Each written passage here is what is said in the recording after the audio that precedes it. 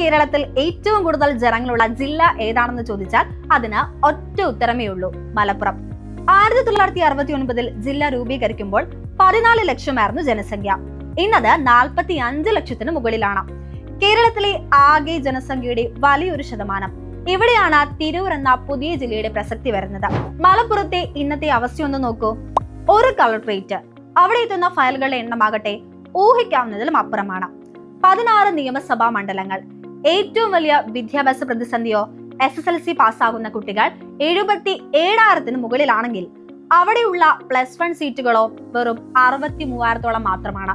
16 കണക്കിന് വിദ്യാർത്ഥികൾക്കാണ് പഠിക്കാൻ സീറ്റ് ഇല്ലാത്തത്. വലിയൊരു ജനക്കൂട്ടത്തെ ഒരു കുടക്കീഴിൽ ഭരിക്കാൻ കഴിയാത്തതിന്റെ ഭരണപരമായ പരാജയം തന്നെയാണത്. അതുകൊണ്ടാണ് മുസ്ലിം ലീഗിന്റെ തിരൂർ MLA കുറുക്കോളി മൊയ്തീൻ നിയമസഭയിൽ ഈ ആവശ്യം ഉന്നയിച്ചത്.